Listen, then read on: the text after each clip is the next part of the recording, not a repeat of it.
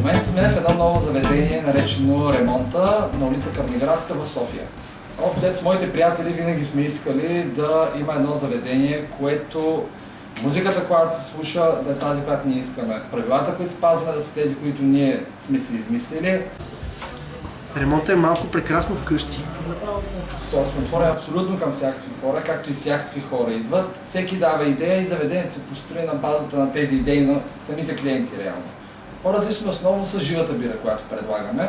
С различни начини на пиене на тази жива бира. Целта ни е да стигнем над 20 начина за пиене на тази жива бира. Както за душевната обстановка, понеже заведението е малко и няма как човек като влезе да не се запознае с абсолютно цялата компания, която са вътре. Ами реално можех да спра да идвам, обаче след като почнах да пия жива бира, не мога да пия нищо друго. Най-голямото предизвикателство беше да разработя живата бира, понеже в България е изключително слабо позната.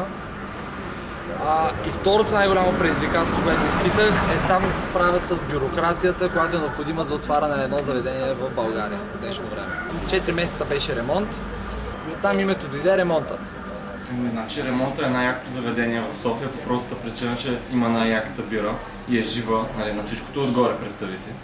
Организираме бир-понг турнир с жива бира, тъй като тя, както споменах, по-лесно се пие, по-голямо количество се изпива наведнъж и не дразни толкова стомаха и гърлото.